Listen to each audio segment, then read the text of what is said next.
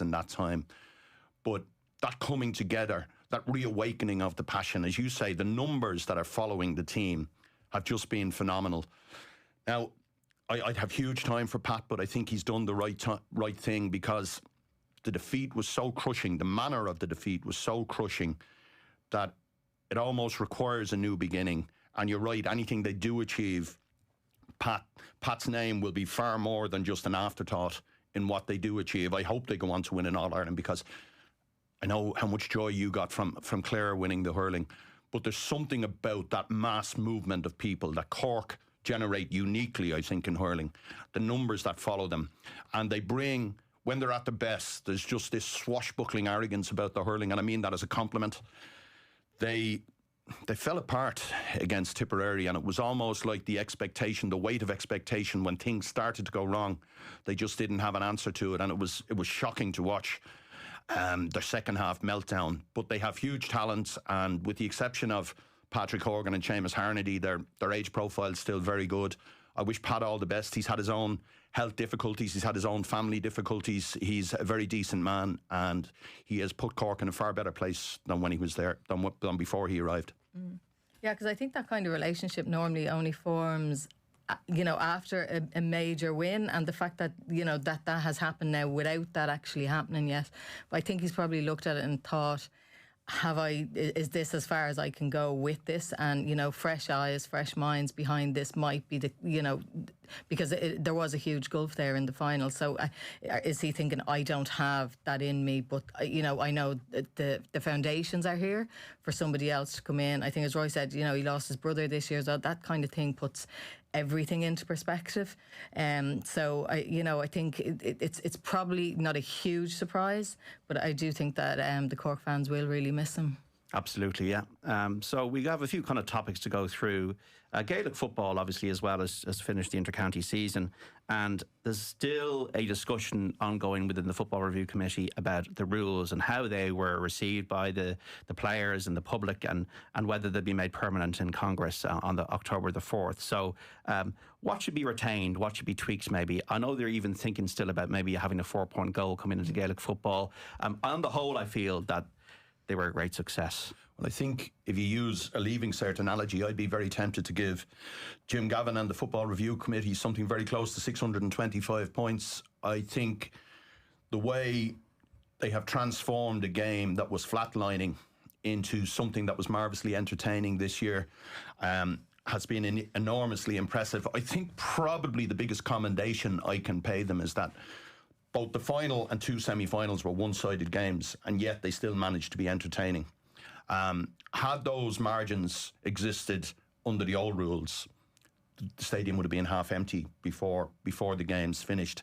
And what has happened is the game is faster, it's more entertaining. The stranglehold of conservatism wasn't just loosened, it was completely broken, and the game is being handed back to the entertainers. David Clifford scored 862 this year.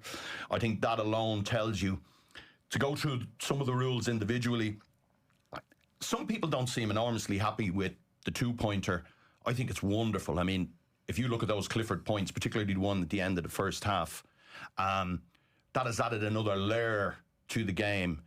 Seeing great players shoot from distance and execute those skills rather than play the percentage all the time has been a boon to me.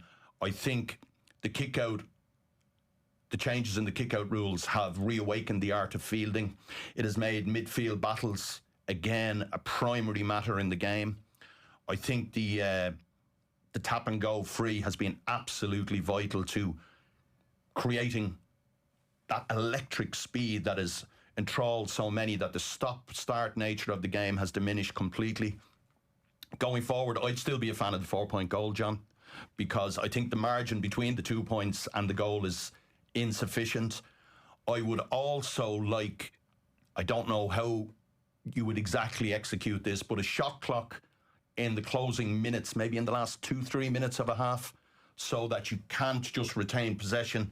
Now, against that, Kerry got that last point because they did retain possession, but I think that's the closest we have to the old school lateral passing game. Those last 2 or 3 minutes retaining possession, I think maybe a basketball style shot clock of 30, 40 seconds in those time would be something I would like to see. But the 4-point goal definitely, I think, would create the same electricity inside that we've created further out. Linda, what do you think? Yeah, I think the rules have changed the game completely. I think, like, I don't move in Gaelic circles, and yet, more and more people are talking about it. The games and who's playing.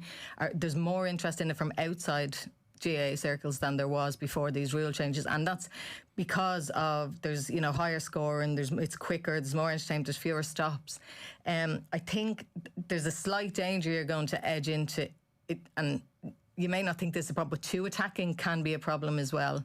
You don't want, like with basketball, where you're sitting and it's literally from first whistle to last, it's end to end and score after score after score after score. I don't think that's the way you want it to go. I think for me, a change I'd like to see come in would be something that would just reward defensive play in some way. I don't know what that is, but just that you don't want to move away from the skill of defending in Gaelic either. I think the discipline numbers are off the chart successful, and also kudos has to go to referees for how well they handled it. This is a totally new game to them as well, and it's a new game to everybody. It's a new game to them with tens of thousands of people watching them. So I think that they did very well this year. The 4-point goal for me, I think, is probably essential at this stage. I think the 2-point rule has made it so.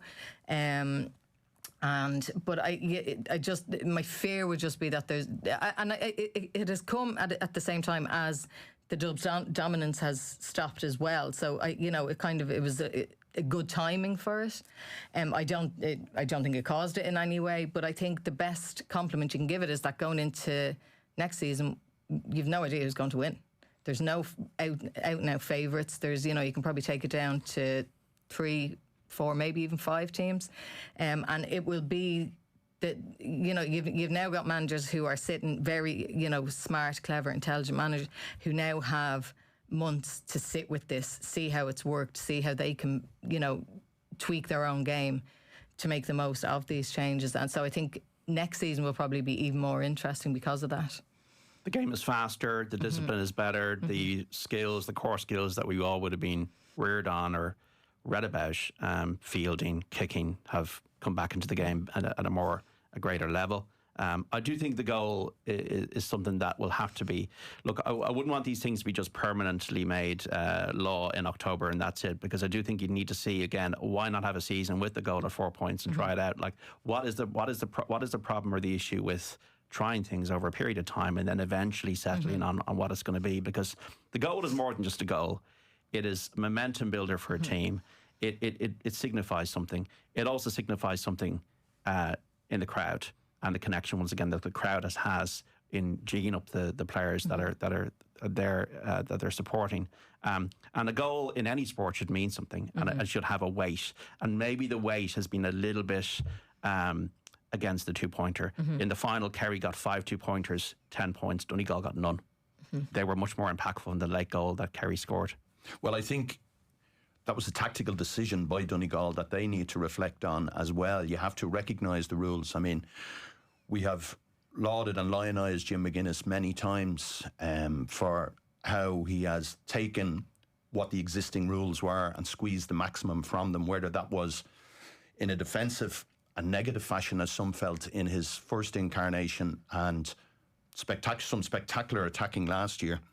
But I think Jack O'Connor tactically outplayed Jim McGuinness in the All-Ireland final, and I think that was a huge part of things. And I thought it was very interesting on Monday when David Clifford was in Dublin to pick up the Player of the Month award that he came out emphatically in favour of Jack O'Connor staying. Jack O'Connor has now won 5 All-Irelands. He's a self-styled outsider who suffered a lot of criticism when they lost to Meath in June. There was a star chamber of inquisition in Kerry that it looked like he was going to face. He said when they won the All-Ireland that he felt it was time to walk away. But I think, Jack, there's been a very relaxed vibe coming out of Kerry. There's been no real talk of successors. I think if Jack O'Connor stays, given what Kerry have just done without Tom O'Sullivan and Diarmuid O'Connor for most of the season, I take Linda's point about it being very open, but I think Kerry will go in as red-hot favourites next year. And it's interesting, of all people to give the endorsement, David Clifford. Well, David Clifford is now a kingmaker. If you look at peak era Michael Jordan in Chicago, if you look at Messi in his pomp at the new camp, what they said carried weight. People listened behind the scenes. It was important that your star player was happy. David Clifford is... Well, in my view, he's the greatest player to have played the game, but he is Kerry's talisman. He's their iconic figure. He delivered under huge pressure this season, and I think it's deeply significant if he says something, and that will be listened to in Kerry. Jack O'Connor will absolutely love that sort of endorsement. Jack stays, he has a chance to join Jim Gavin on 6 All-Irelands next year. He has a chance to do something he hasn't, one of the very few things he hasn't done in his more than 20-year period before and after managing Kerry. He's never won back-to-back All-Irelands. So I think there'll be a huge appetite for him to stay. And when you have a guy like David Clifford saying he wants to work with you, you don't really walk away from that, I would have thought. Absolutely, yeah. I think the hand passing is probably something that needs to be, there definitely needs to be tweaks on that. I think, like, there's players going through entire games with absolutely no kick passing at all, and even in the All-Ireland final, there was players who had no kick passes, so I think that might be something that they'll look at as well. But for me, I have to say, I really think that the real changes, and to bring so many in at the same time was a huge gamble, but I think it really, really worked well for them. Okay, we have Linda Maher of the Irish Daily Mail and Roy Curtis, a star columnist, on the review of the week here in the Saturday panel here on Off the Ball. If you want to get involved in a comment or a question, you can. 087 9 180 180. After the break at 2 o'clock, we're going to speak about this whole idea of the College Football Classic, Kansas versus Iowa today in Dublin, sellout at the Aviva Stadium. All the razzmatazz around it, cheerleaders, bands, everything. Could we learn something about that? Because there seemed to be such an outpouring of emotion around Oasis last weekend. Can we learn something about that when we host sporting events? A bit more of that kind of a culture, or do we need it at all? Also, Scotty Scheffler's dominance in golf. Is he the best we've seen since Tiger Woods? And also the Premier League's return. How do we feel about it? Are we engaged and involved in the storylines at the very start of the season? One of them is ongoing right now. The match between Manchester City and Tottenham Hotspur. Spurs leading by 2-0 as we approach the hour mark. Goals in the first half by Brennan Johnson and also another one by João Palhinha. So a bit of a turn up for the book. Spurs beat Burnley in their opening game. Manchester City an easy winner over Wolves, but Manchester City now with challenges to get back into this one. The other games at 3 o'clock, Bournemouth against Wolves and Brentford versus Aston Villa, and Burnley against Sunderland. 5:30 kickoff for Arsenal against Leeds United. And the Championship latest scores, Charlton 0, Leicester City 1, Hull 0, Blackburn Rovers 3, and Swansea 0, Watford 1. 3 o'clock kickoffs in the Championship, Birmingham against Oxford United, Coventry against QPR, Norwich against Middlesbrough, Preston play Ipswich at 3, Sheffield United up against Millwall at 3, Southampton versus Stoke at 3 o'clock. Some Irish players surely involved in that one. West Brom against Portsmouth at 3 o'clock as well. And Wrexham, James McLean's Wrexham versus Sheffield Wednesday. We also have Women's Rugby World Cup action today. Australia 73, Samoa 0, a full-time score. So there are going to be a lot of scores like that, fortunately or unfortunately, in rugby in the Women's World Cup. Scotland play Wales at 2:45. Canada against Fiji at 5:30. Both of those games are in Pool B. And in Pool D, France versus Italy at 8:15. In the Rugby Championship today, South Africa against Australia has got a 4:10 start in South Africa. Argentina play New Zealand at 10:10 this evening. We have the Saturday panel to continue after 2 here on Off the Ball Saturday here on News Talk. We hope you have your company then. This weekend on News Talk, we've teamed up with Focus Ireland to encourage businesses, schools and communities to take part in the annual nationwide Shine a Light Sleep Out on Friday, October 10th. To sign up or donate, visit focusireland.ie. For Bridget Price, the road to love was not so straightforward. Bridgie, I forbid you from marrying that spendthrift youth, Miles Carr. What the devil is that? I'm setting up an M50 video account on my mobile cellular telephone, thus procuring a discount on the M50 highway toll path. Very prudent, Mr. Carr. It seems I've misjudged you. eFlow presents Accounts and Accountability. Pay your tolls automatically and get a discount with a free M50 video tolling account at eflow.ie. Ireland, this is your broadband wake-up call. Over 275,000 people are waking up to Vodafone Fibre broadband, now for just €25 a month. So stop snoozing on award-winning broadband. Switching is easy at Vodafone.ie. Subject to eligibility. Signing up to our €40 per month broadband package, €15 discount applied for first 6 months. An annual price increase of $3.50 each April. 24-month contract applies. For terms, see Vodafone.ie. Heading off to college? At Harvey Norman, get all the tech you need for the new term. Translate lectures in real time with the AI features on the Samsung Galaxy Book 4 Edge laptop, featuring the powerful Snapdragon X1 processor, ensuring lightning-fast performance, intelligent multitasking, and long battery life. Perfect for staying ahead in college. Was $849, now $549. Save €300. And with flexible payment options and our best price guarantee, why shop anywhere else? Harvey Norman, off to college. From Go Loud and the team that brought you The Witness comes the new chart-topping true crime podcast series. We called him Shady. The Gambler. He did some swindles, unbelievable swindles. I don't know how he had the nerve. Somebody rang me and said, watch out for this guy. He broke every law in the book. The astounding story of a man drawn into a world of crime as gambling addiction took over his life. I'm just really sorry I ever got involved in any of this kind of thing. The Gambler is out now, wherever you get your podcasts.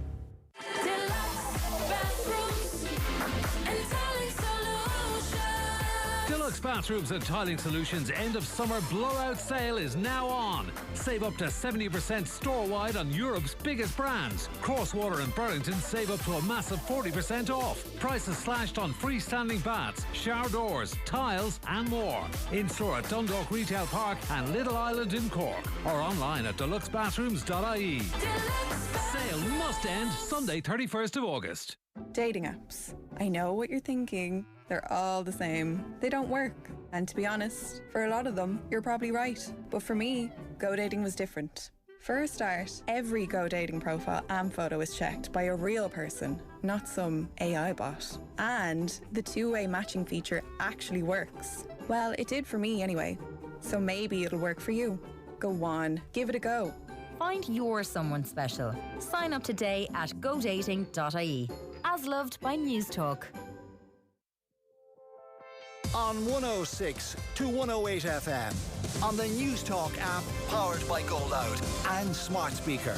This is News Talk, your IMRO National Station of the Year. At 2 o'clock, good afternoon, I'm Breffney Clack. Gardaí have seized almost €2 million worth of cocaine and cannabis in New Ross in Wexford. The search of a premises in the town was carried out by members attached to the Wexford Crime Unit. A man in his 40s was arrested in connection with the seizures. Investigations are ongoing. A man has died and 4 people were injured in a collision on the N7 at Rathcoole in County Dublin. The incident happened at around 20 to 7 yesterday evening, involving a truck and 2 cars. The driver of the truck was pronounced dead at the scene and investigations into the crash are ongoing. A child has died after suffering fatal injuries in County Donegal last night. The boy died following an incident involving machinery outside the town of Dunloe. His body has been taken to Letterkenny University Hospital and the Health and Safety Authority has launched an investigation. A number of road closures are in place in Dublin as over 20,000 Americans make their way to the Aviva Stadium. Kansas State take on Iowa State in this year's College Football Classic. The day is set to rake in €130 million for the economy. These fans have been telling us what they love about Dublin and their predictions for the day. Just trying to take it all in. You know, there's so much to see in this city. You know, you can take 3 trips and still not do it all. So trying to maximize our time, you know, hit the pubs, see what the life in Dublin's like, and really just trying to get to know the people here. Cats by 90! K-State, 31, Iowa State, 17. K-State, 38, Iowa State, 28. And finally, men are said to be happier when they continue to work past the age of retirement. That's according to a new study which found men enjoy that stage of their life more when they continue to work. They analysed data on more than 5,000 men and women. Research is also suggesting men have a higher life satisfaction and emotional well-being when they don't stop work at that age. But for retired women, they only have higher life satisfaction if they continue work in high-status, well-paid jobs. That's it for now. We'll have more at 3. News Talk weather. Thanks to Ryanair. Find your McElroy and master Europe's golf courses with Ryanair's low-fare flights to Milan, Malaga or Malta. Cloudy, drizzly and quite misty to start, but it'll brighten up, giving us some sunny spells with just a few showers. Highest temperatures 20 to 22 degrees. Now you're up to date on News Talk. The Saturday panel on Off the Ball. And you're welcome back to Off the Ball Saturday. John Duggan with you through to 5 here on News Talk. Part 2 of the Saturday panel reviewing the sporting week with Star newspaper columnist Roy Curtis and the features editor of the Irish Daily Mail, Linda Marr. 2-0 to Spurs against Manchester City in the Premier League. City on the attack, and Spurs hold on and make it 2 wins from 2 as they try to play in the counter. You were both at Oasis last week, folks, and I asked this because can we learn anything? I mean, everybody I seem to follow on Instagram was at Oasis, apart from me. But does it mean, though, that we should maybe look to the Oasis concerts as something that sport can learn from? Because it just seemed an absolute outpouring of celebration for a weekend. I think there's something Oasis had that an individual sporting event would find very hard to replicate. The Gallaghers arrived armed with a skeleton key that opened the doors to all our pasts. I grew up as an Oasis fan in my 20s in the 1990s, and as a 56, almost 57-year-old, I walked into Croke Park last week, and I was 20-something again. I think that's why there was such an uplift. There was a huge demographic there, my age, who just you can be besieged by growing old, and this actually gave you a key to time travel for the night, and to a time before mortgages, a time before responsibility, a time when you could go out and not come home, and it was a sense of liberation that made that. So I think it's quite difficult for a sporting event to replicate that, but I think what it really can learn from Irish sporting events is something like the college game we have today, and the extraneous stuff that happens, the carnival atmosphere around the match. I always think there's huge opportunities on All-Ireland weekend to make that a festival. Have a long puck competition on Grafton Street. Have goals up where people come along and take penalties against Stephen Cluxton. Have bands playing. Just celebrate what is something uniquely Irish, rather than just having the game. Now, it's also a careful balancing act, as we talked about off air. There's an awful lot of artifice with these drum rolls at rugby matches that drives me bonkers, where you're trying to create an artificial atmosphere rather than the thing happening organically. So at the game, I would be tending to leave stuff alone, but I think in the days beforehand, you can really make a weekekend festival out of a big sporting event. Yeah, I think there's... and you were at Oasis as well, Linda, I was at Oasis, like everybody else. Sunday night. I don't know how you didn't get a ticket, John. But I'm too rusty. Too much sports wheeling and dealing over the years. I quit it. But yeah, no, the atmosphere was just incredible. And what I found was there was no... I mean, everybody's seen the videos from outside, as well as inside. There was no bad feeling about the place. People who didn't have tickets outside, there was no inside. When you've got that many people and that much kind of intensity, it can tend to lead to aggro here and there. There was absolutely none at all. Everybody was just, I paid for a seat. I didn't need to, never sat on it at all. It was just we were in the Upper Hogan, and we stood for the entire gig, as did everybody around us. There was no, sit down, or we can't see. Nobody cared. Nobody wanted to sit down from start to finish. It was just... When we first got in, I was looking down at the pitch. I was like, oh man, I so want to be down there. And then when the pitch actually started, bouncing, and it was actually brilliant to look down on it as well. But I just thought, and it wasn't, there were people drunk, obviously, there's always going to be people drunk, but that's not what it was.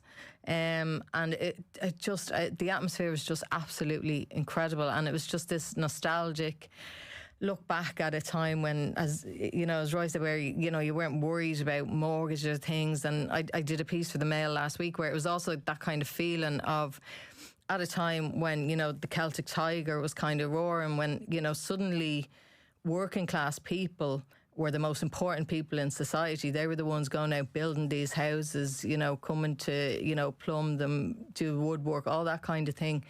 Suddenly had money for, the first time for a lot of them within their families, that these two very working class lads from Manchester were up on stage Forget costume changes, forget, big light shows, it was just them and their music, and that's what kind of spoke to people, and it was just kind of a reliving of all that again. There's, I walked by it today, the Oasis store is still open on Stephen's Green. It's something I've spoken about to people in the GA before. You see all the Carol's gift shops around town. I think there's a huge opportunity to have stores. Did they not have a store at Croke Park, or did they? Well, there was an Elvery's at Croke Park. I don't know the situation with that now, but I'm talking about on Grafton Street, where you have tourists. I always think, we have the Guinness Storehouse as our number one tourist attraction, because people who come here want a flavour of something Irish. And the most Irish, uniquely Irish thing we have are these ball games. And the amount of tourists I end up speaking to, and they're asking, you have this thing with the stick. If we can get 1 million people into the storehouse, why are we not bringing people to games in Croke Park? We can get 24,000 Americans to come here for a game that they can see in their own backyard every week. While they're here, while you have a captive audience, while you have people coming here to play golf, I often wonder, is there some marketing way to have ticket packages that can be sold as part of tours? I think that's something perhaps the GAA particularly I'm talking about in this context could learn from. But sometimes I think these brilliant games can be hidden in plain sight, and I really dislike over-the-top marketing that removes the authenticity of an occasion. But when you have these wonderful showpieces, pull open the curtains and let the world see it. Yeah, I think, I did a semester in college in Sacramento, and so I went to Sacramento State, and it was insane. The college football, just the college sport is absolutely insane. The main players off each team have parking spots right by whatever building, whether they're science or arts or whatever they are. They are like celebrities walking around on campus, and the cheerleading is off the charts. For somebody to be on the cheerleading team is such an honour. And when I first went, there's an air of cynicism about it. It's not our thing. It's not, that's not, that kind of forced jollity is just not us. And, you have to, this is what you have to sing. This is the moves you have to do. This is what we all say at exactly this point in a game. But it was, I just thought it was, it brought everybody together in a way that we don't really have here. And, I was driving through Fisborough last night, and, Bows are playing at home, and people are all making their way to the ground, but it was probably 7:30, and, there were still people way down Fisborough strolling up, but it's all in dribs, and there's no kind of community thing of coming together. And then, Bows have done unbelievable work. Including Oasis jerseys? Including lots of Oasis jerseys. And, but there's, Bows have been brilliant in the things they've done over the last few seasons to, that the kind of family stuff they're doing on non-match days is incredible. And I think that's what it needs more of here. I don't think we're into that. We're not into marching bands, the Clare and Cork bands, or the Cork and Tipperary bands going up O'Connell Street, or a halftime, a halftime show that people watch at home. That's not really our thing. I don't think that's our thing at all. And I was at the ice hockey game in Nashville last year, and it never stopped. The noise never stopped from start to finish. But it's all from the stadium announcer, and it's games, and it's people's faces on the big screen. They had every week they bring up the veteran of the week. So somebody who served in the armed forces gets to stand up, and their name is called out, and you get told what medals they have, and they stand, and all their family, and they're waving at everybody, and everybody's cheering like crazy. Like that's not us, and it wouldn't work. But at the same time, there's when you hear there's certain songs are sang at certain times in games, and it's kind of started that thing with the Ireland team where the Fields of Athenry starts a couple of minutes before the final whistle. That kind of started in Poland, and it's kind of continued. So we don't mind that kind of thing, but it has to feel like it's organic rather than somebody telling you this is what you have to do. On the other hand, it does feel a team with the minors now no longer part of Ireland final day in Gaelic games, that it's the game and that's it. Now, Clare and Cork last year is an absolute classic, and you wouldn't need any paraphernalia around it. But for example, Bloomsday in Ireland, right? I did Bloomsday this year, dressed up in the city costume, and had a great day of it. But there was a website for Bloomsday. There must have been at least 20, 30 events all around Dublin, all signposted, all advertised weeks in advance. This is where this is. And obviously there's a tourism element to that, but all around Dublin there was different types of events around Bloomsday. It went to Kentucky for the Breeders' Cup 3 years ago. The whole week they had events in the city to lead into the Breeders' Cup. I don't know why we can't do that for the All-Irelands, for example. I think it's the All-Ireland finals really as showpiece occasions. There are huge opportunities there. I was going to mention the minor game. I think that has been a huge loss because even the anniversary players being introduced, and there's 2 men and a dog in the stadium. But the weekend of an All-Ireland, I know Micheál and Murray-Hartig had suggested the Monday after the hurling final should be a bank holiday. I completely concur with that. I tend to meet friends, a lot of them former inter-county players, on the Saturday before an All-Ireland, and there is a buzz around town, and we do a lot of things very well. You know, that forced jollity we don't do, and I don't want to see that, to be perfectly honest. But there should be something on that Saturday that people can gravitate towards. Whether it's something going on in Merrion Square, whether it's a parade, whether it's sevens games, whether it's gimmicky, but there should be a feel that you're at, that if you're in Dublin City on that weekend, you should not be able to avoid the fact that there's an All-Ireland final on. It should be in your face. There should be no tourist who doesn't know about it, rather than it being a mystery that you arrive and someone says to you, there's a match on tomorrow. I think the problem with that, with it being just around the All-Ireland final, it's like that, you're trying to draw more people to the game, where that's not a game anyone's going to get a ticket for. So, but is there an option then for fan zones, where people, is that going to work if it's Donegal and Kerry? Who's going to come up without, are you going to have enough people coming up without a ticket? Do you have enough from both those counties already in Dublin that would go to? But you could kind of gauge that, and as you say, start at something small. And these things, they have to, nobody in America, set up the Super Bowl show wasn't, Beyonce at halftime 30 years ago. So these things do have to grow. So, start small, as you say, just games. It's getting kids involved. That's the most important, because they're your future. That's where your future fans are. So something that involves families and that everybody can just kind of get involved in, that they just feel there's a tie to the game in their life that weekend. We're watching the Premier League here. Manchester City 0, Tottenham 2, 78 minutes on the watch at the Etihad Stadium. City trying to get back into it, and if they can get 1, they probably feel confident, and they get 2 and possibly 3 as they attack here. Are they going to score? No, Spurs resolute in defence. The most interesting story in the Premier League. Are you excited about it? I think the most important thing that's happened, and I don't want to be too solemn here, but I do think the most important thing that's happened when it comes to a Premier League footballer recently was the calling out by Mo Salah of UEFA for their pithy tribute to Sulaiman Al Obaid, if I can get his name pronounced correctly, the late Palestinian Pele. He was killed in Gaza by Israeli forces while waiting for humanitarian aid.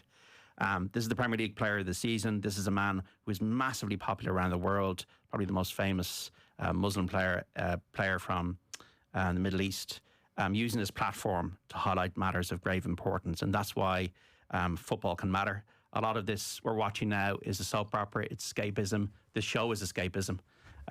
That's what a lot of us need at times in our week. We're lucky to have it, this escapism. And look, I don't know what you think the most important thing about this Premier League season is, but that was something that did strike a chord with me. Yeah, very much so. There are...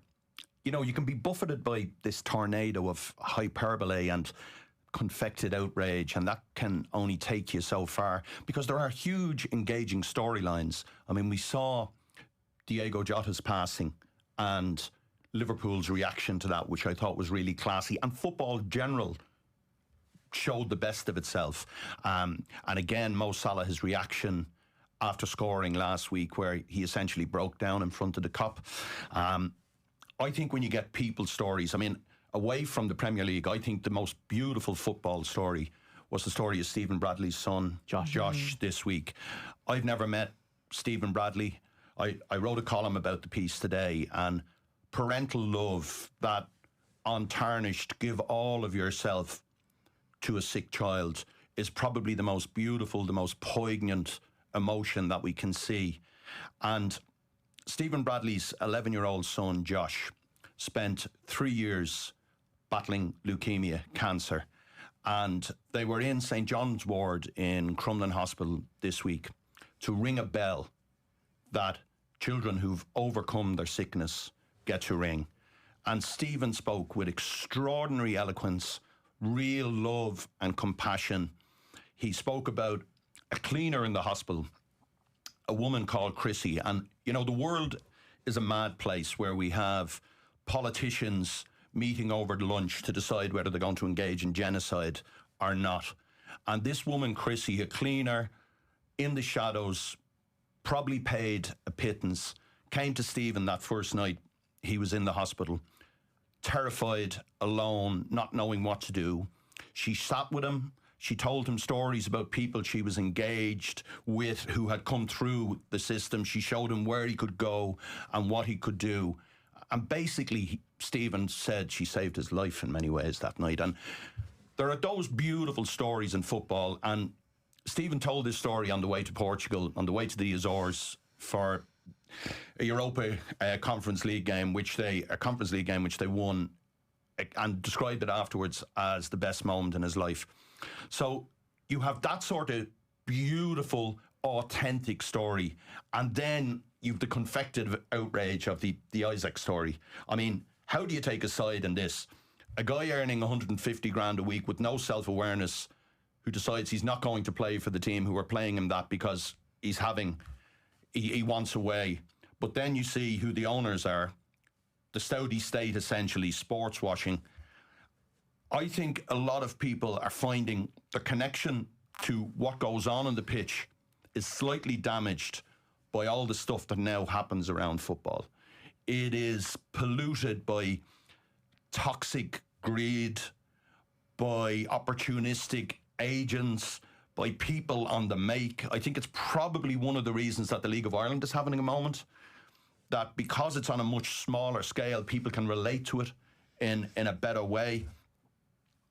I make no secret of the fact that I'd be a big GA fan, but I think there is, when I compare, and we are not comparing like with like, it's a global multi-billion pound industry, and that's the reality of it.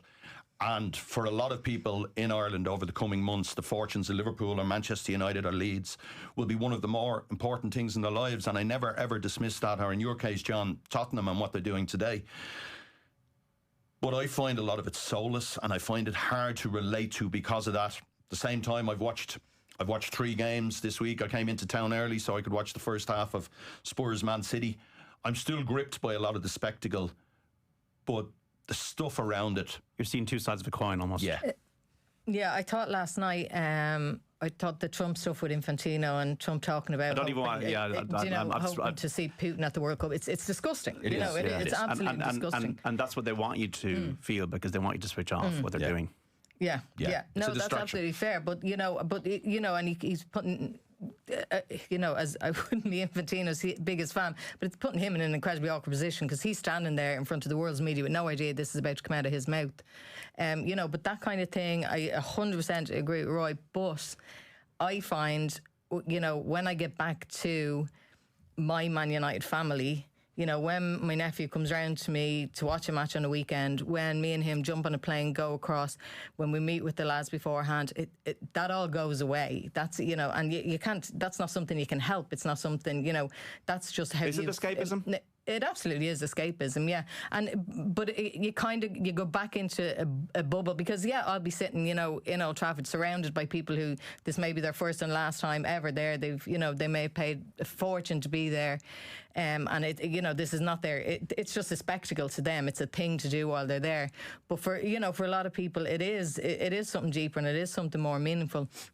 So, those things can go on around it, but when you get back to just sitting there with your football family, that kind of stuff does go away. And, I know an awful lot of Man City fans who are, and I feel for them in a way that, all that's getting tossed at them all the time is the charges. To them, that doesn't matter. It's the core of it is that they love Man City, and that's all that, and you don't like that that's going on. You're not happy that that's going on, but you can't control that.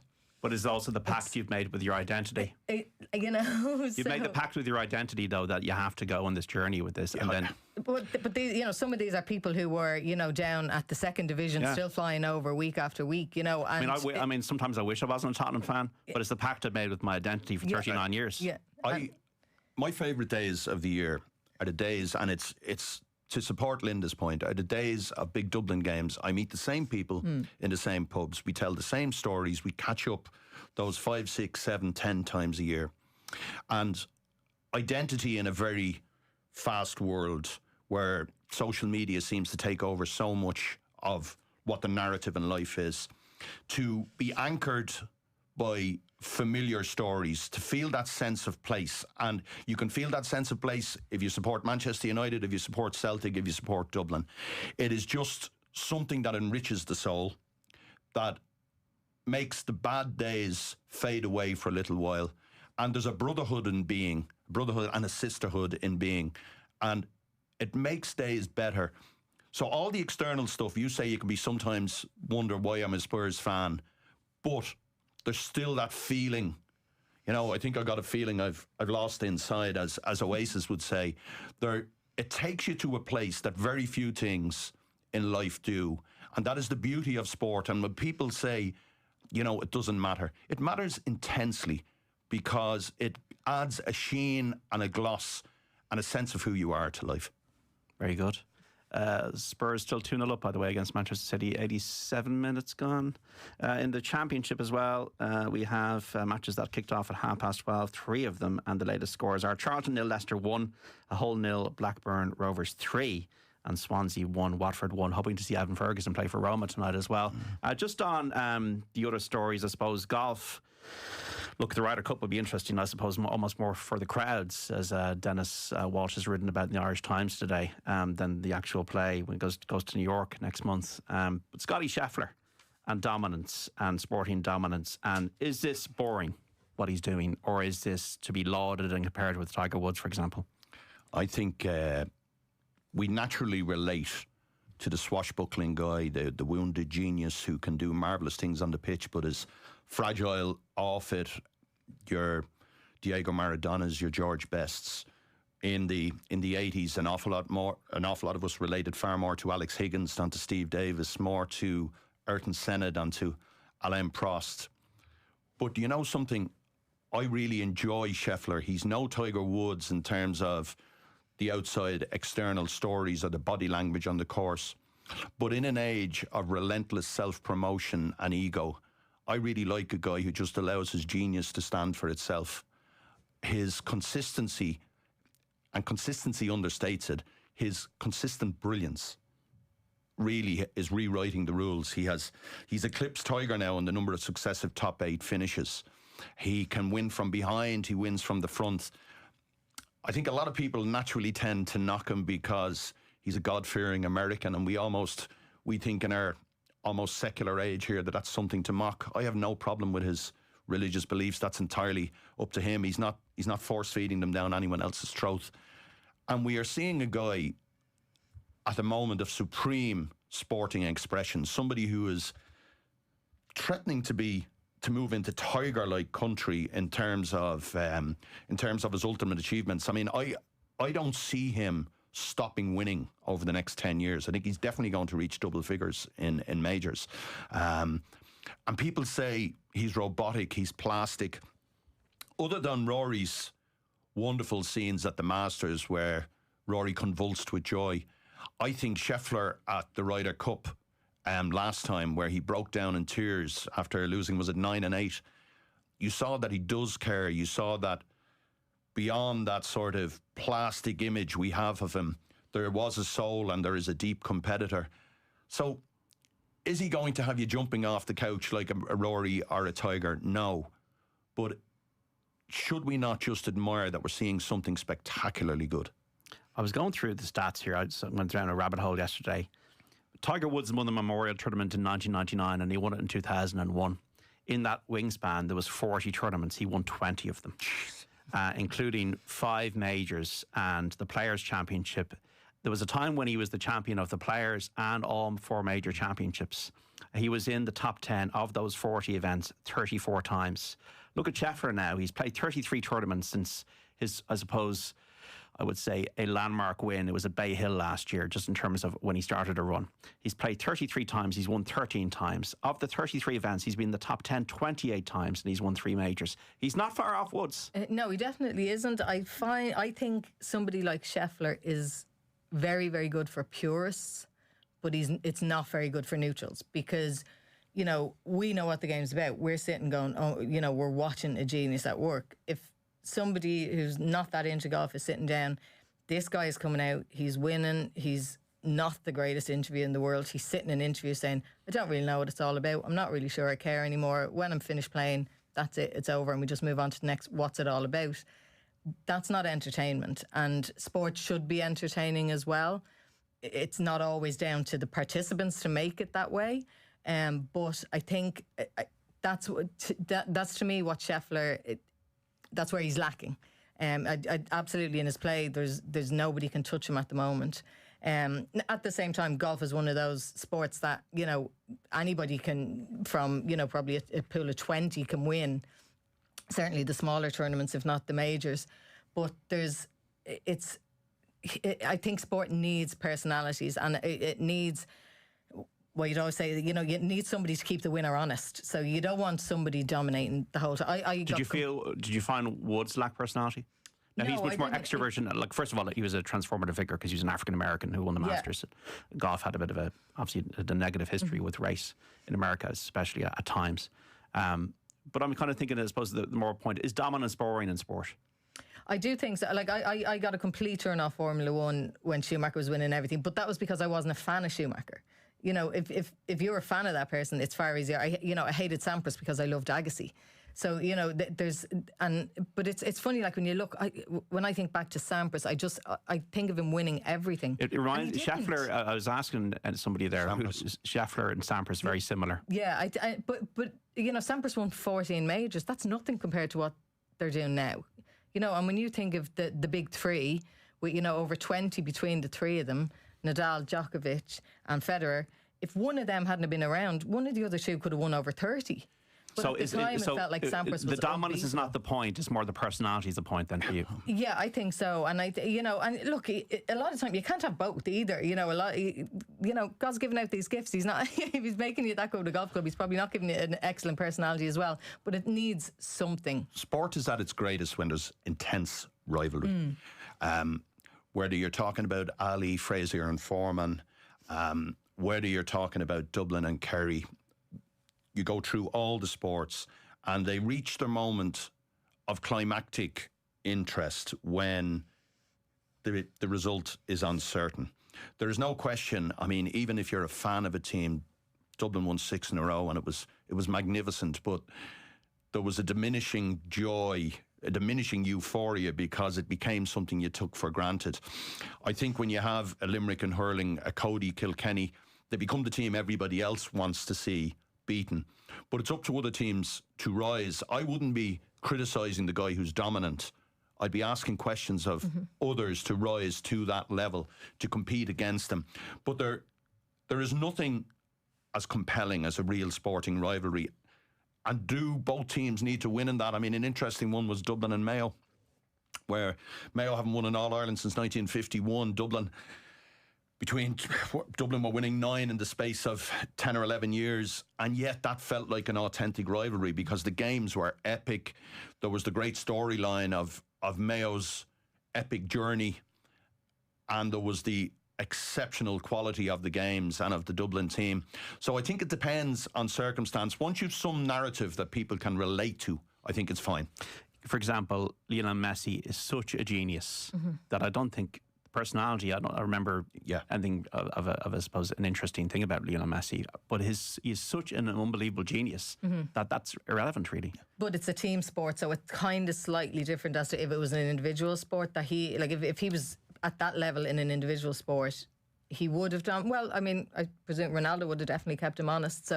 But it is slightly different because you have people around you that can be that personality. Yeah. But Phil Taylor in the darts, you know, absolutely, in a way that I don't think anybody ever will in any sport again.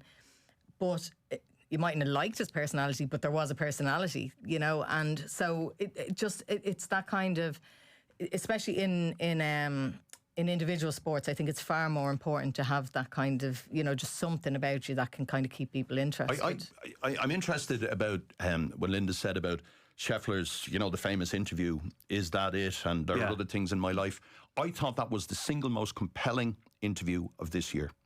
I thought it was a guy opening windows to what goes on inside, not giving stock answers, and revealing that there actually is somebody there who thinks about stuff. The amount of athletes who've talked about striving to get to the mountaintop and the emptiness when they actually arrive to plant the flag, and they realise that the journey has sustained them. It's all they've imagined all their life, is striving to reach this point. But then when you do, is that it? And I just thought that somebody at the absolute peak of their powers, as great an athlete as there is in world sport today, could talk about a certain emptiness in competition. And I think when he was talking about family meaning more, I think he was really saying, I'm a huge competitor, I will always fight, but that moment of delivery does not give you a sustained buzz. It lasts and then it's gone. It's ephemeral stuff. It was a hard question for people to accept that he would be asking. Because once again, we're all so tuned. We all think that this matters so much to us, and then he's going, well, I'm going to put that back on you now. And that's what I think was the issue with it for so many people, was that, you want us to be invested in this, and it almost sounds like you're not invested in it yourself, or you're questioning the level of your investment in this yourself. So you're asking me to do something you're not entirely sure you're doing. I think it was less. I think, you see the guy, he's a competitor. You see the reaction in the Ryder Cup. I think he was just, and again, I've referenced before Stephen Roach, who did extraordinary stuff in 1987, winning the Tour de Giro and the World Championship, the Triple Crown. Something that just didn't happen if your name wasn't Eddie Merckx. And Roach he showed incredible competitive grit in Italy when he beat Roberto Vicentini, his teammate. He had the Italians at the roadside spitting on him all through. So it wasn't a lack of competitive desire, but he found an emptiness at the end of that. He wasn't fulfilled.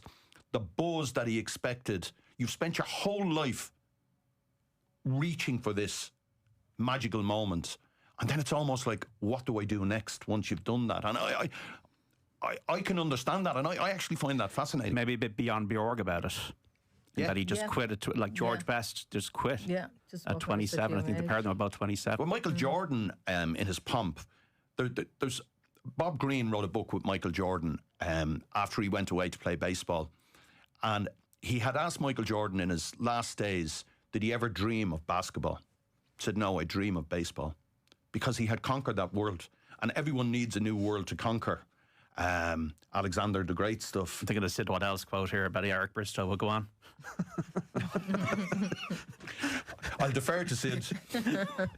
Sid Waddell had a quote about Eric Bristow having no more worlds to conquer, and he used the Alexander the Great reference. But Tottenham have no more worlds to conquer today because they beat Manchester City by 2-0 at the Etihad Stadium. João Paulinho with the second after Brendan Johnson got the first, and that's a surprise. Yeah, given what happened even this week, the mood music after being gazumped by Arsenal, to hear that Kulusevski will be out till the new year, that Maddison probably won't play this season, doesn't it show, if you bring in a manager... Now, I know Spurs won the corresponding game 4-0 last year, and then it all fell apart in the league, but there is something about Thomas Frank, isn't there? Yeah, there is, yeah. There's a steadiness beneath the very calm, very pleasant... winning exterior. Brentford are going to struggle this season, and I think they will. I think the Keith Andrews story, and it's a wonderful story from an Irish point of view, but it's one of those you can see perhaps having an unhappy ending. Yeah. Roy Curtis, star columnist, and Linda Maher, features editor of the Irish Daily Mail. Thank you so much for coming on the panel, giving us your wisdom, your insight. Have a great Saturday. You too. And lots to look forward to on the show between now and 5 o'clock. Football Saturday between 3 and 5. David Connolly, Shane Keegan and Tim Clancy to go through all these Premier League scores, discussion points and transfer news. A lot going on.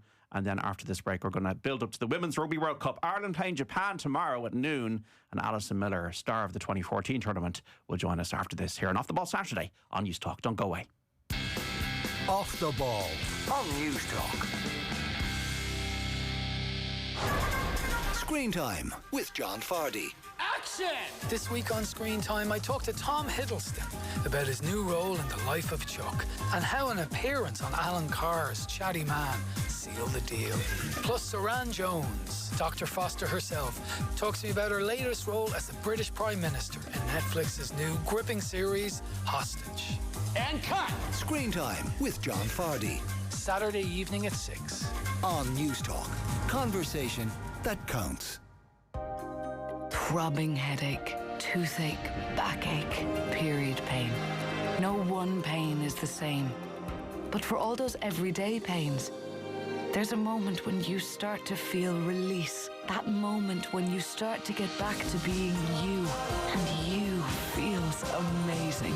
Panadol Extra film-coated tablets. Powerful pain relief. Release starts here. Contains paracetamol. Always read the label, leaflet.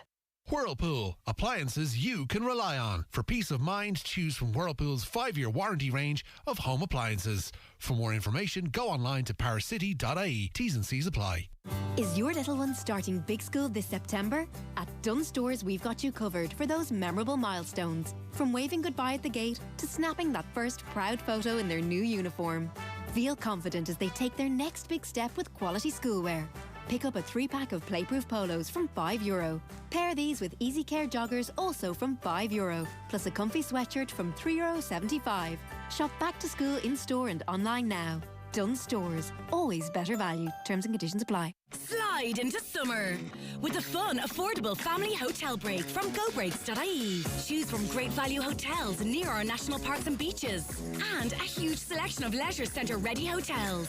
And don't forget, if you're chasing the sun, Go Breaks has an amazing selection of beach-friendly hotel destinations across Europe. Go experience, go explore this summer with Go Breaks, as recommended by News Talk. Go Breaks. T's and C's at gobreaks.ie. The North Face. Out here, we play different. No games, no refs, no scores. Just pure focus. Adrenaline. On the edge. In the zone. In the rain. In the cold. In the middle of nowhere. In the middle of everything. Never stop exploring. The North Face. Dundrum Town Centre, Blanchardstown Centre and Cork. Summer sale now on. Bill? Yes? Can you throw my green dress in the bin? Are you sure? Yep. It's not that bad, love. And when your sister said you looked like a courgette, I'm sure she meant it in a cute way. Bill. We could at least donate it. There must be someone who could get good use out of it. Maybe turn it into a pair of curtains. I said put it in the laundry bin, Bill. Oh, right. Not hearing the whole conversation? Book a free hearing check with one of our experts at Specsavers. Terms and conditions apply. I've always loved courgettes. A positive, A negative, B positive, B negative, O positive, O negative, AB positive, AB negative, A positive, A negative, B positive, B negative, O positive, O negative, A positive, A negative, O positive, O negative. Ireland's supply of blood types is running critically low. So please, if you're a regular donor and we've texted you, call to make an appointment. Or if it's your first time, register now at giveblood.ie, because we count on you. Ireland, this is your broadband wake-up call. Over 275,000 people are waking up to Vodafone Fibre broadband, now for just €25 a month. So stop snoozing on award-winning broadband. Switching is easy at Vodafone.ie. Subject to eligibility, signing up to our €40 per month broadband package, €15 discount applied for first 6 months, an annual price increase of $3.50 each April. 24-month contract applies. For terms, see Vodafone.ie. Rugby on Off the Ball. With Bank of Ireland, a proud sponsor of Connacht, Leinster, Munster and Ulster Women's Rugby. Never stop competing. This is Off the Ball Saturday on News Talk. John Duggan with you through to 5. You can WhatsApp us today, 0879 180 180. Just some from the panel. You could walk through Temple Bar and not know there's a hurling match in Croke Park. We're absolutely terrible at marketing our games, says Sean in Dublin. You don't like the Viking clap at rugby with flames shooting up? I disagree, says Joe in Galway. And it's only half time for the new Gaelic football rules. Let's see how the new rules work out in the club championships, which is the real test, says Pat in Mayo. Now, road trip reruns doing nothing at all. There's an iced coffee for every kind of weekend, whatever your weekend vibe. Find it at Brayburn Coffee, only at Apple Green. Spurs have beaten Manchester City by 2-0 in the Premier League. Johnson and Palhinha with the goals. Also results in the Championship: Charlton 0, Leicester 1, Hull 0, Blackburn Rovers 3, and Swansea 1, Watford 1. In the rugby today, Women's World Cup Pool A, Australia 73 points, Samoa 0. Ireland play their first game against Japan at Franklin's Gardens in Northampton tomorrow from noon. And on the line to look ahead to the tournament is Alison Miller, former Irish international winger. How are you, Alison? Good, how are you, John? Yeah, good, thanks. You won a Six Nations Grand Slam in 13, Alison. Then you were at the World Cup the following year. You scored a try against New Zealand when we beat them. We were in the semi-finals. You scored a try against England. Was the World Cup a bigger thing than the Six Nations? I suppose for me, I feel it was because I suppose I came from an athletic background and you always want to test yourself at the world level. But I suppose if you were to end your career never having won a title, which, you know, won a Grand Slam, we won a Six Nations 2015, it's great to have titles, but I wouldn't have liked to have 2 or 3 Grand Slams and then never have got to a semi-final in a World Cup. But 2014 was obviously amazing to knock out New Zealand in the World Cup, but essentially it was just a pool game and we finished 4th. And for me, even though it was seen as a success for me, my lasting memories of that World Cup are a disappointment because we finished 4th and we didn't beat France in the 3rd, 4th place playoff, which would have been nice to have got our last game as a win, you know, and beat France. We only lost them by, I think it was a try, and there was a lot of rivalry between us in the Six Nations. So for me, yeah, it's it is the pinnacle. But at the other side, if you have never won a title and we'd only come 4th, I don't know. It's a hard question to answer in terms of, it depends on the success you've had as well. Like to win the 2013 Grand Slam led on to that success in 2014. But it should be the pinnacle. Like, I mean, when we talk with the men's team, a lot of people disagree with me, I'd nearly rather to forgo, a Six Nations title to finally get to a semi-final and then they can progress on. Because if you've never done that, you can't go on to the next step. So, when I look back 2014, great to score against New Zealand. It was an upset that in the women's game is quite rare. But for me, lasting memories of disappointment in a way too, Absolutely, yeah. We got Japan, Spain and New Zealand in our group for this tournament. So we've gone on a mad journey, Alison, because after your success in 13-14, we had this decline. We had an absolute nadir of losing to Spain, not even getting to the last World Cup. Now we're back to 5th in the world. So how have we turned it around? I suppose we've talked about this probably at length over the last while. After 2014 World Cup, we had Anthony Eddy and David Eusfora came in and I suppose changed things. And look, it's very obvious. And I played sevens and I love sevens. But the focus was, on sevens. And I suppose 15 was neglected to the point of 10 years of neglect is going to do that to a team. In 2014, there probably would have been more resources, even though it wasn't professional. It was done really well. Really, really good management team. They did everything very well, professional. But from then on, it would have been focused on sevens, to the neglect of 15s, unfortunately. And then there was other things too. We have a really good team now, full of sevens players that play sevens as well. But back probably in 2021, they would have been less exposed to the 15s game. So from now, those sevens players have had 5 years playing 15s and learning, positional differences, the nuances of the game, their role in the game, how they link in with forwards. So there's a few, obviously we have central contracts, that's huge. If you're training professionally every day, you're going to improve. Look, that's the end of it. I saw that in the sevens program, people trained every day, you do get better. You're a professional athlete, you're not having to balance your job and all the demands of those things. And we have a very good NTS system where young girls are targeted and I suppose their talent is identified and then they're working their hubs to improve their rugby. So there are a few different reasons. I think the focus is back on 15s now, the famous letter. Really good coaching, professional coaches in there. I know they've had a bit of upset with coaches leaving, but the quality of coaching is very good. And there's some very good players there that have been playing since they're quite young, and standard of players is up. But it's a combination of different things. So how we got from being there to coming back up the ladder, essentially. So what a success then for Ireland in this tournament? Definitely to get to a quarter final. I think the team would be disappointed if they didn't get to a quarter final. I think depends who they draw in that quarter final. I think, bonus territory to get to a semi-final. That would be, I think the team internally would be disappointed not to get to a quarter-final. I'd be disappointed if they didn't get to a quarter-final. I think they have I won't say a nice group, but it's it's a reasonable group. But Japan, Spain, and then obviously New Zealand are tough. But it's very different to 2014 when we just had 3 pools and you had to win all your games, or else you were kind of a goner, unless you were the next best loser. So yeah, success is getting to a quarter-final and then bonus territory when you're there. So for those of us who might have a passing interest in the World Cup, which will a lot of us be watching now over the next few weeks, Alison, who are the Irish players to watch out for? Who could be our stars? Well, it would be very obvious to say Parsons and Amy Lee Costigan because they're your speedsters. But I think Stacey Flood is very, very important to our team to release those wingers, and her distribution and her kicking game is going to be really vital for the team. Because we probably haven't seen yet the evolution of our wingers to get off their wing and go looking for the ball. So her distribution, her kicking game, we've changed that under Scott Beeman. We have probably going more like the men's game where we kick a lot. And obviously Linda Duggan is really important. Probably don't have a natural replacement for her. And Dan O'Brien would be very, very critical and crucial for our chances because she's the standout 10. There's probably not a natural replacement for her.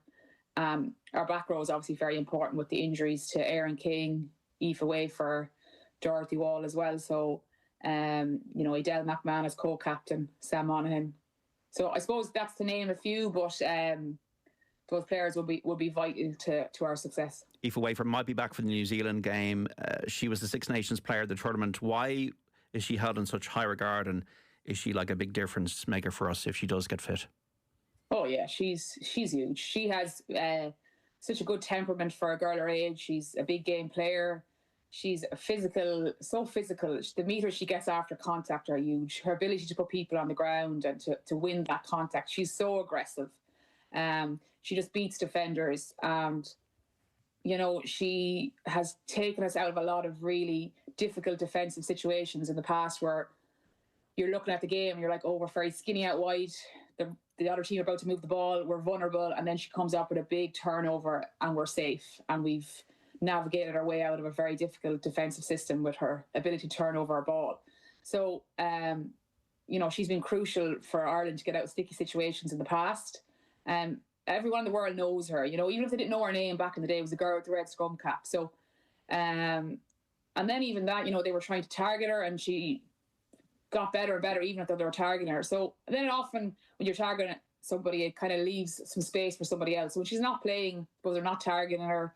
But yeah, she is like our player that gets over that gain line and just gets huge meters. And if she doesn't beat the defender, she'll put 2 or 3 on the ground, opening up space for others. It's so simple, but it's so effective.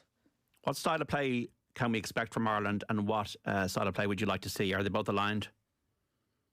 Yeah, I think, under Scott Beeman, they've drastically improved. It's nothing revolutionary. They've really improved their basics from where they were in the past. Their line out has improved so much. Their breakdown work, their defence, they have a much better kicking game. In the past, we saw a frantic Ireland who would try to do everything all at once and didn't have that patience to, play too much rugby in their own half. Now we have a kicking game, which isn't perfect. We sometimes, probably kick too much against Canada, but we're going to be playing Japan, who are going to be, they're always going to be a very fit team.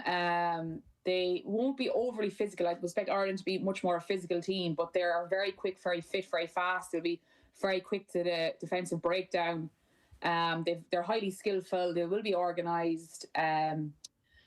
They've got some threats out there, but for Ireland, it's, having that right balance and just, having that patience in the game, to go through the multi-phase, to dominate Japan physically, because we should be beating them physically. And then, we can't go, we've seen Ireland in the past where they'll just try and go wide too early and really simple, but, we got to dominate the collisions, and then, we can use our multi-phase and get the ball to our wingers, which are, they can be anyone in the world one-on-one, and they're a huge threat to have those, I suppose, that X factor out there. But, we've improved massively. We kick much more than we did. We exit a lot better. You know, our ability, like, it's not anything, as I said, too revolutionary. It's the ability to defend them all. You know, our lining drive up maul is really good now. Like, sometimes we do get, you know, a little bit one-out carries, but I think probably maybe what I'd like to see a little bit more, maybe a little bit more deception and attack. Maybe we'll see that maybe that's kind of some growth that we haven't seen yet. But, you know, we've got the players there. I know obviously we've had our injuries and, you know, that's frustrating, but I'd like to see just Ireland being patient. We don't have to beat Japan in the first 20 minutes. They'll come out, they're fit. They'll, you know, look, we've beaten them 6 out of 7 times we've played them. They're 11th, ranked 11th in the world. We're 5th. They had no wins at the 2021 World Cup. Now, they've had a good 2025. They've had 5 wins, but bet Spain twice at home. So, but I just think physically we should be, you know, dominating them and dominating the collisions. I think our set piece is going to be very important. We've got a good scrum, we've got a good line out, and we can launch from there and use our treks across the field. Yeah, so on the basis that we are confident we can beat Japan and Spain, who are ranked 13th next week, it comes down to New Zealand then, and then potentially France if we lose to New Zealand in a quarter-final. But New Zealand, we beat them last year. Can we take New Zealand? Can we take France? Are we capable of beating these teams?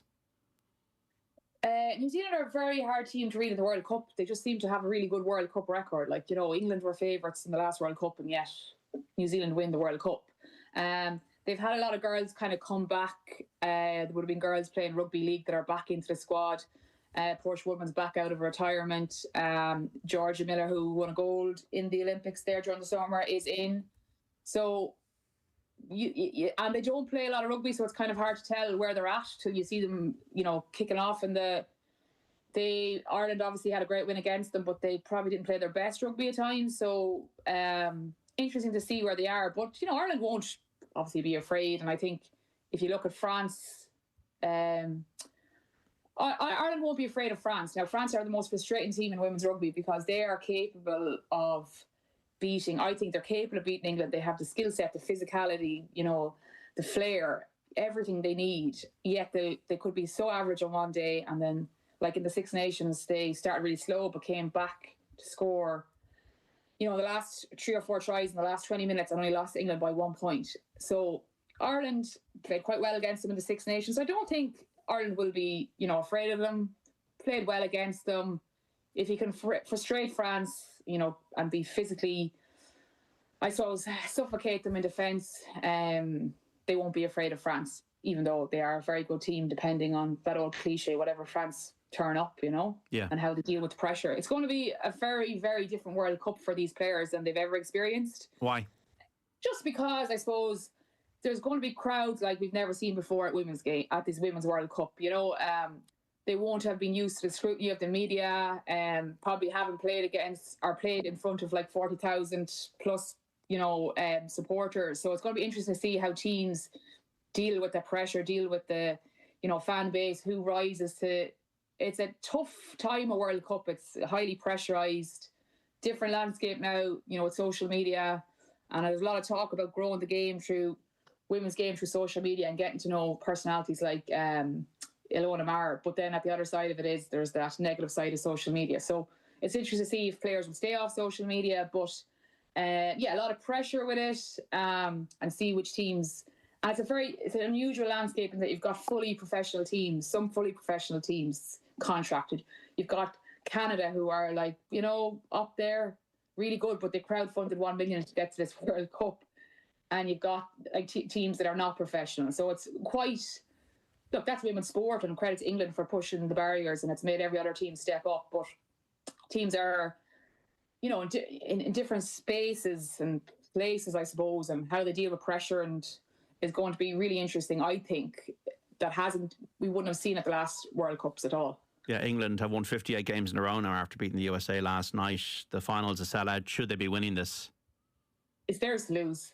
I mean, they have to win it. I watched them against the USA last night, and they're just, you know, so dominant, and they could put out a different team. Then the next day they have that depth. They have, you know, the standout star in the tournament, Ellie Kildun at 15. If anyone wants to look at the try she scored last night, she kind of volleyed it off her knee. Oh, it's just an unbelievable try. I would urge people to check it out. But they have, quality.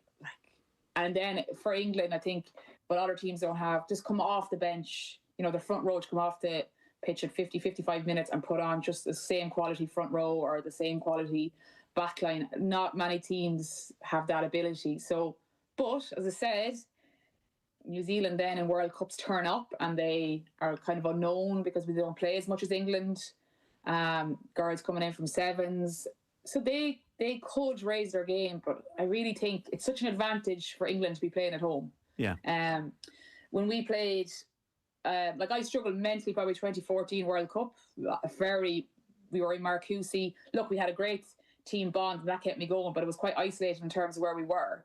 Where in Dublin, you had my own car, you could go off for an hour, get away, whatever it is. So it's a huge advantage for these England players to have their family, have friends, have their own cars, get away. It's a huge advantage for them. It's pressure. It's huge pressure also. But I just think, it's kind of no good having 28, whatever, unbeaten streak if you don't do the job and don't win the World Cup now. Like that, that's not good enough for a team at this level. And, you have a player like Emily Scarrett that doesn't even start anymore. Like, that's the quality that they are. And they have such a varied ability on their team to, physicality in the forwards, their ability to maul, but then the skill level in the backs, and even their forwards have huge skill level and mobility and speed. So it's theirs to lose. And I think if they don't win, obviously as an Irish person, the England-Ireland rivalry, but in a way, I kind of like to see them winning it, because just for what they do for women's rugby, they have done for women's rugby what no other country has done. They've made other teams be forced into contracts, their premiership, and the final is already sold out. 80,000 at a women's rugby final, and we don't even know who's in it yet. Obviously, we expect England to be in it. So in a way, you'd like to see them getting the reward for what they've done, because then I suppose it lets other teams or New Zealand maybe they don't have to do the same. If they don't win, maybe they'll have to do more themselves, and other teams will have to do more themselves. But look, they are the standard bearers and have pushed the game onto where, I wouldn't have imagined ever that there'd be 80,000 people at a World Cup final. And it's not just the families anymore. It's, it's actual spectators that are, buying tickets like the men's game for, a day out, and it's huge crowds going. And if we look at it from an Irish perspective, it's so close to being a home World Cup. So we have huge support going over, and Irish people living over there. Can we do ourselves justice? I mean, that's the key thing, I suppose. Just finally, Alison, can we do ourselves justice over there? Yeah, I think we can. I think, look, as I said, the pressure, I'm just going to be interested to see how they perform. But I think very good coaching ticket. I know Hugh Hogan, the defence coach, left in May, and now they have James Faybrook, is it? So their defence looked kind of problematic at times during the warm-up games. So if they can kind of, I suppose, I don't know if they're using quite different, I think they're kind of keeping it similar enough, but for players to change defensive coach that late on into